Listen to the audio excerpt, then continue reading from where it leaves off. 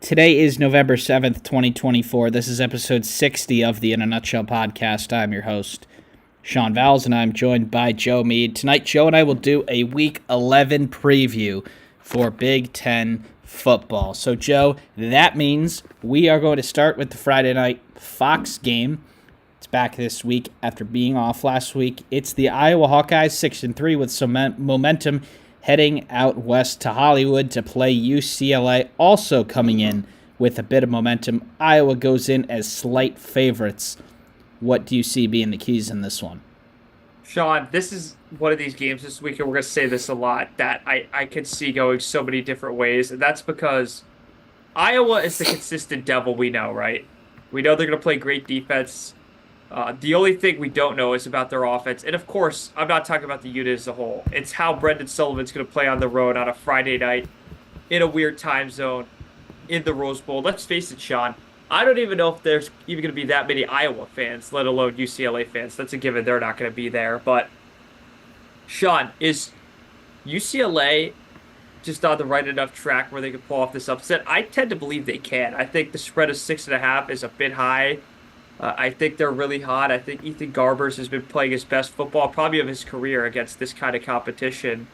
And I really don't think Iowa's going to have such an easy time here. Now, there's a world where Caleb Johnson goes unchecked, the run goes wild, and that's the end of it. But if UCLA stops the run and they get some momentum offensively and Ethan Garbers continues to take care of the ball, I think this game is going to go down to the wire. Yeah, and Iowa basketball will be not Iowa, sorry. UCLA basketball is playing at 11 tomorrow night, so it is not a home game, so their fans won't be split there, but still, some of them may decide to stay home and wait until that basketball game starts at 11 p.m. Eastern. But, Joe, this is sort of a tricky one. Iowa has shown really inconsistent offensive play this year, and you can see a bad offensive game, UCLA sticking around and Garbers taking them over the top. He's played a lot better recently since he came back from injury, and I do think Iowa should win this game. They are the better team, but with how up and down they've been, really not playing a close game since the Cyhawk game way back in September.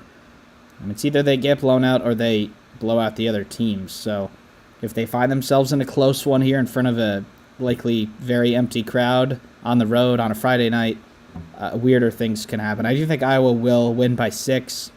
It'll be an unconvincing one, but their running play will just take them over the top. Sean, I tend to agree that if Iowa was going to win, it would just be the running game going unchecked and Iowa running wild, probably winning by a comfortable like 10 to 13 points. But I'm going to go with the wild card here. I'm going to go UCLA to pull the upset. I think, as I've said a million times, there is something in these first few years of teams going out west. I think Friday night is a particular sour spot for a team like Iowa, especially one where offensively they haven't really found their groove. You thought they found it last week. I guess we're going to find out for sure in a weird Friday night game at a probably 40% full stadium. But I think UCLA wins this game 24-20.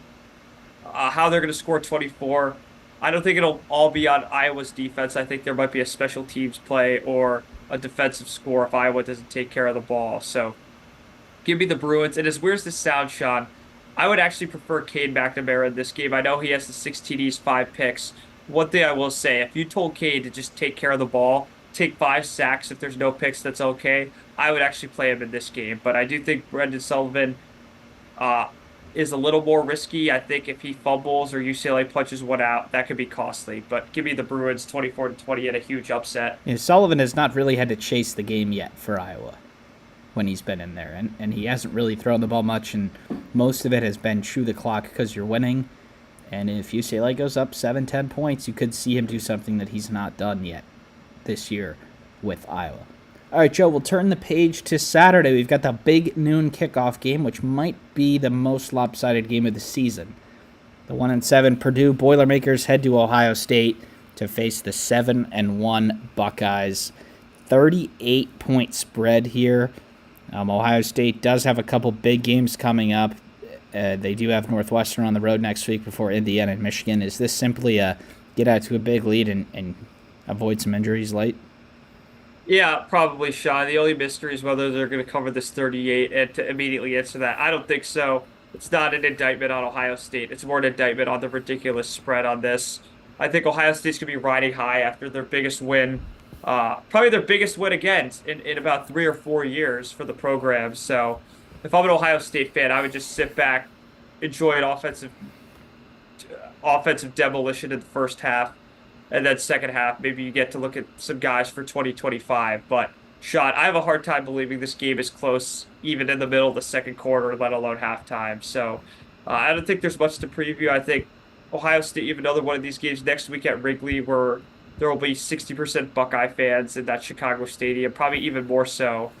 Ohio State's not going to be tested until the 23rd, Sean. Let's just face the facts. So I don't think we need to drill this into head of our viewers. Final score, give me Ohio State by a score of 45 to 13. I don't think they cover, but they win in convincing fashion. And I think most of the starters are putting their butts on the bench by the third quarter. Yeah, this is one where you try and get up 20 by halftime, and if you do, you can get a quarter and a half off. I think they'll score in their first 2 or 3 possessions, and then that'll be it. I'm going Ohio State 50, Purdue 11. They're going to get a 2-point conversion. Yeah. But that one shouldn't be close, and if it's anything but, that's major, major alarm bells. All right, another noon game, Joe. We've got Minnesota coming over to the East Coast to play Rutgers in New Jersey, noon on NBC. The hot Golden Gophers come in as 6-point favorites over the ice-cold Scarlet Knights. Yeah, Sean, this is a case of a game where two teams trending in complete opposite directions. A month ago, Minnesota was probably the coldest team in the conference after losing 3 games in the month of September. And conversely, Rutgers was the hottest team after knocking off Washington. So, kind of goes to show you a lot can happen in a month, especially in a college football season. Minnesota's 6-point favorites. This is the all about Athlete Kaliakmanis to me, Sean. This is his maybe a revenge game angle. I do think as a whole for Rutgers, this is a must-win game if you want to get to bowl eligibility. I think on an individual scale, the game at Maryland, the home game against Illinois, and the game at Michigan State, I think in only 2 of these 4 games, you have a real good shot, and that's Maryland and Illinois, simply for the fact that you're at home. But Sean, I think this game is very winnable for Rutgers if they play Greg Schiano football, if they are sound defensively, if they if they tackle well, if they defend against the run, and more importantly, if they could get Monungai and their playmakers involved very early. I think it could be a long day for Minnesota's defense. But ultimately, Sean, it's hard to argue that Minnesota's going to get the dub here. What do you think? Yeah, I think it's the quarterback position, the serious disparity between the two is really going to be too much to overcome, in my opinion. Max Brosmer is playing exceptional football right now, and Kaliakmanis for Rutgers, he's just struggling to even be a game manager at times. And when you have a good running back, you really just need to be all right. And unfortunately for him, he hasn't been that. And I think, it could be a revenge angle for the Minnesota players too. That was their former teammate, and now he's playing against him. But I do think Minnesota will win this pretty convincingly. When you're playing bad and you're at home and you go down early, the fans, it can get a little bit toxic in really any stadium. But I'm going to go Minnesota by 17. I just think that they're going to get up early and they're going to make Rutgers chase the game, which the Scarlet Knights aren't really capable of doing. John, I think it'll be a lopsided 27-17 game. I think Rutgers is going to be kept at an arm's distance for most of this game, and Minnesota's not going to make a critical mistake. Something I will say a month ago they definitely would have done, which is what could have cost them. But I think they're a month past that and way far past that in the context of a football season. So give me the Gophers by 10. All right, Joe, up next, we've got the game that features our two teams, 3:30 p.m. on CBS at Memorial Stadium in Bloomington, Indiana. The defending champion Michigan Wolverines head to play Kurt Cignetti and the 9-0 Indiana Hoosiers. The Hoosiers come in as more than 2-touchdown favorites after just being put into the first college football playoff rankings. Great opportunity for Michigan to pick up a big win, and a good opportunity for Indiana to get one step closer to the playoff. Yeah, Sean, if you had told me the 9-0 and 5-4 in the context of this game, I think 99% of the country would have assumed Michigan was 9-0 at number 8 and Indiana was 5-4. That is definitely not the case, which is for anyone in a coma waking up now, I think that's going to be a head scratcher. But getting off the big picture shot, I want to talk about the game here. I do think Michigan's defensive line is the best Indiana will face so far. I think it could be up there with Ohio State's in terms of who they'll play the rest of this scheduled season. Certainly in the playoff, all bets are off for what they're going to see. I think Michigan could exploit that a bit. I think Curtis Rourke's been great this year because his offensive line's done a good job of keeping his jersey clean. It's going to be really challenging to do that against Michigan.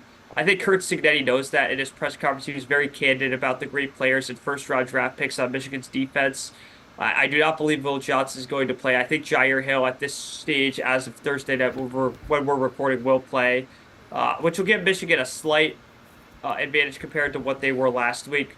Ultimately, though, Sean, I think Cignetti's going to combat this by quick passes, really running the ball, be the balanced attack they've been all year. I find it hard to believe that Michigan's shutting down one aspect of their game is going to take their offense out of fuck. I think they're going to have to rely on the pass a lot in the first quarter, and then as it gets figured out, probably running the ball toward the tail end of this game is going to ultimately what wins it for Indiana. Defensively for Indiana, I think they could just use the blueprint they have all year and really last week as well. Taking away the run. That was Michigan State's not necessarily the bread and butter the way it is for Michigan. That was probably their most effective thing they had going on in the Michigan game the week before, and Indiana didn't even let that become a factor. Even Michigan State's touchdown drive looked shaky. They had to rely on big plays that were not sustainable. So if I'm Indiana, I'm stacking that box and telling Davis Warren, I know you can make some throws, but can you make most of these throws? Probably not. So Indiana, I think there's a lot of ways to victory. For Michigan, it's really key. It's get to Rourke, disrupt the Indiana offensive productivity. I'm not going to say win the turnover battle. That's in every Michigan game we're saying this. I think that goes without saying.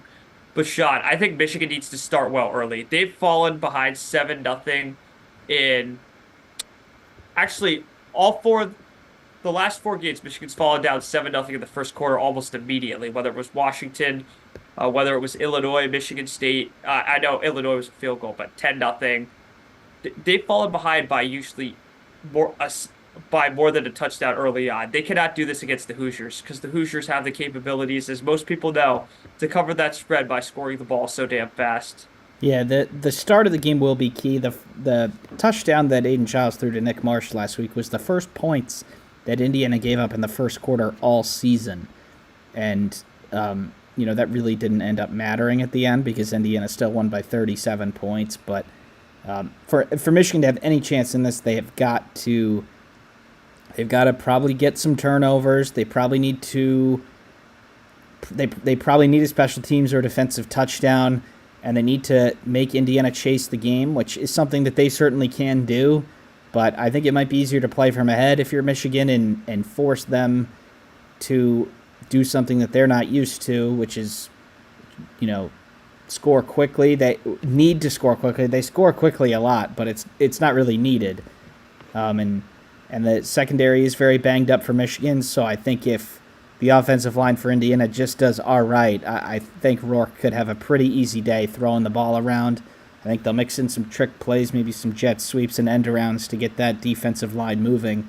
But it is definitely the best defensive unit as a whole that Indiana has seen so far. Now, good defensive units haven't been able to lay a glove on the Hoosiers, and I don't really think that's going to be the case again. They're averaging 46.5 points per game. I think if you keep Indiana under 40, that's going to be a good outcome for Michigan. And at this point, Joe, it's pretty clear that Michigan's going to have a lot go right to even get 30. So give me Indiana by 14, 42-28. Wow, I don't think Michigan will even score that much. I do think they'll have moderate success limiting Indiana's drives. I think the biggest thing in this game is between the 20s, Indiana's going to move the ball. If Michigan can hold them close within the red zone, I think that could be a key factor in this game. If Indiana goes 3 for 5 in the red zone with 2 field goals, that could be a significant factor. I don't think Michigan's going to give up an excess of big plays for more than 40 plus yards. Sean, I think this game could actually be pretty close for most of it, but Indiana has the decisive blow in the middle of the fourth quarter. Give me Indiana in this one by a score of 38 to 21. And I don't say that as like necessarily a blowout. I say it as probably a 10-point game most of the second half, and then Indiana gets a huge turnover or a big offensive play to break Michigan's back. So give me the Hoosiers by 17. They do have I consider that a backdoor cover. I don't think they'll dominate the entire way. But I think toward the end, Michigan's defense is going to be out there too long, and it'll just be too much for them. And they have had a number of those games, Joe, where they're not necessarily in danger. They're winning. They're up by a possession. But ultimately, at the end of the day, the other team just can't hang around. That's sort of how I see them getting to 42-28. I think Indiana might be okay with sort of a quick shootout. And they say, all right, if we go up and down, we go quick. We don't think Michigan can hang with us. And maybe Michigan gets a couple touchdowns early, but by the middle of the third quarter, start of the fourth quarter, I do think we'll see Indiana win the football game then. And Joe, if Indiana continues to score the ball, if they get to 40 here, I do think they have to be talked about as the best offense in the country. Certainly, the Ohio State game will tell us a lot more in that regard, but nobody has even come close to stopping the Hoosiers. The only team that was able to keep them off the board in the first quarter, well, they gave up 20-something in the second quarter. So by halftime, the averages were back on. But this obviously is the premier game of the weekend, with it being a 3:30 time slot, and with a couple teams on bye. Joe, we just got two more games to talk about. So there's a way Michigan keeps it close, but even still, you'd like to think Indiana will win in a close game where it comes down to finishing off drives in the red zone. Yeah, Sean, I completely agree. And I do think this will be the most entertaining game. Not necessarily close, but entertaining game of the weekend. All right, we'll move to 7 o'clock on the Big Ten Network. We have got the 4-4 Maryland Terrapins heading out west to Autzen Stadium to play the number 1 Oregon Ducks. Joe, this spread is not necessarily close either. It's 25 for the nation's number 1 ranked team. Maryland has come in playing pretty poorly, just one win in their last 4. It was a 1-point win over USC. And Oregon, Joe, just saw themselves put at the top of the college football playoff bracket, coming off a big win at Michigan a week ago. Anything else other than an Oregon huge win here would be really surprising. Yeah, Sean, I think if you're Oregon, the name of the game is consistency and injury prevention, right? I think next week at Wisconsin's a potential trap game. And because you have the bye week and then you have the rivalry revenge game against Washington for your final regular season game. Name of the game, Sean, get in the end zone quickly, make sure they're not in the end zone at all, and get out of there and get to prep for Madison. Because I do think Dan Lanning, although it's his first year in this conference, he knows college football. He knows the mid-November games and what's likely to be a night game in Madison. It hasn't been announced as of this Thursday, but I think he knows this game is crucially important to not only remaining consistent, but to setting up for the next week as well. I don't think you want to play bad football at home in a game where you're a 25-point favorite, especially against a team that's shown no propensity to defend, no propensity to get turnovers. And frankly, Sean, as good as their offense and Billy Edwards has been, I know Roman Hemby's a beast. I don't think I really see no way for Maryland to shut down Oregon. And conversely, even if they slightly did, they're not going to win a firefight. Ty Felton, I think, is the best receiver statistically in this conference. I expect him to have 100 yards and for that to not even matter. At the end of the day, Joe, really, Oregon should probably be winning this football game by 30, so I'm going to go 49-6. I'm not going to go that far. I don't think they cover the spread, to be honest with you. I think Maryland's going to score a fair amount in this game. I think Oregon's defense is really good, but in this game, Maryland has enough playmakers to make plays, and I think they'll be in a position where they'll throw enough chances up there, and they're going to get a few. Give me the Ducks to win this by a score of 41-20. I don't think it's going to be necessarily even close. I think it'll be anywhere from 21 to 28 point deficits most of this game. But I do think Maryland's going to have some moderate success offensively, but none defensively. All right, Joe, up next is the last game of the weekend. It's 8 p.m. on Peacock. Washington heads to Happy Valley to what is the whiteout game, if I'm not mistaken, for Penn State. They bring in the national runner-ups from a year ago. They are 14-point favorites coming off of a devastating but also decisive home loss last week to Ohio State. It's a good opportunity for Penn State to get back in the W column. Yeah, Sean, and what a difference a week makes in terms of vibe. I think last week there was a lot of excitement. I think there was, I want to be very clear, not that I think. I know there was a decisive amount of Penn State fans that had zero faith in their ability to beat Ohio State, and unfortunately, they were proven correct. One thing I want to say is big picture, you're sixth in the college football playoff rankings. You're in a position to host your first college football playoff game in December. I don't think you should lose sight of that. Indianapolis looks like a pipe dream at this point, unless barring an Ohio State loss or an Oregon unmitigated disaster. One thing I will say, of your four remaining games, I rate this as the second hardest. I think that game at Minnesota, November 23rd, is going to be one of the more fascinating games we see in the Big Ten with the cold weather and the fact that I still think Minnesota is going to be on a roll by then. In terms of this game, Sean, Washington's playmakers are going to have to come out. Will Rogers is going to need to have a gunslinging day, the likes of which we saw at Mississippi State, where he's putting up 350 plus yards. I do think Jonah Coleman's going to have a good enough game. One thing I'll give Washington is I think they'll be able to establish the run. It's whether they're able to finish drives and avoid a critical turnover, because the whiteout's probably a 10-point swing for Penn State. If you get a turnover at a whiteout, it's very hard to overcome that, especially if it's in your own territory. I do think Will Rogers this year's done a great job protecting the ball.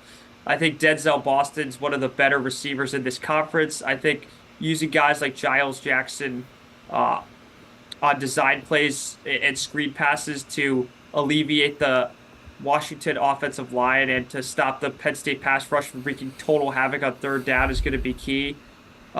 Do I think Washington can keep this close? Absolutely, Sean. I think this has the potential to be a really good, underrated, close game, especially if Penn State lets last week reel into this week. Yeah, and that'll be the key early on is do they hit the ground running and put last week behind them, or is that lingering with the crowd? Is that lingering if they go behind? I don't think Washington will really ever threaten to win this game, but it'll be one of those games where they are, playing all right football. They're hanging on, they're losing, and at the end of the day, they're down 10 to 13 points. So I'm going 30 to 17 Penn State. I do think they look good overall. A couple of minor mistakes, but they do get the job done to get back in the W column. You said 30 to 17? 30 to 17. All right, Sean, I'm going to go completely different than you. I'm not going to pick Penn State to get upset. I'm not looking for clicks, looking for views. One thing I will say, I think this game goes down, not to the wire, but to the last 5 minutes. I think Penn State wins this game, and I'm loving the score 27 to 17 this week. I don't know what it is. I think they do win 27 to 17. I think ultimately Washington plays their best game of the year, and that's crazy to say that they're going to lose in their best game of the year. But ultimately, they make a few mistakes on offense. One special teams miscue, whether it be a missed field goal or a bad punt. And that's the difference in whiteouts. Those critical errors, even though they're small, become critical. And although Washington's going to make a few plays in this game, although they might even have a lead in the second half, I think the whiteout crowd and the weapons Penn State has, especially if they can ride their defense and ride their running game, I think that'll tire Washington out. And I think there'll be enough short Washington drives where their defense could be on the field a little too much in the second half. So give me Penn State 27 to 17, but I will say I think it'll come down to the last drive in the sense that Penn State's going to have to either kill clock or score a late TD to keep Washington completely out of reach toward the end. Yeah, it should actually be a good game. I think we both think Washington's a good football team, and Penn State, last week could really linger. And if you've watched any of James Franklin over the years, you'd think this is a done deal, considering the other team's not wearing an Ohio State or Michigan jersey. But just hold on just yet. You're not in the college football playoff yet. So, Joe, that's all we have for them this week. Just 6 games on the schedule. We'll be back early next week to recap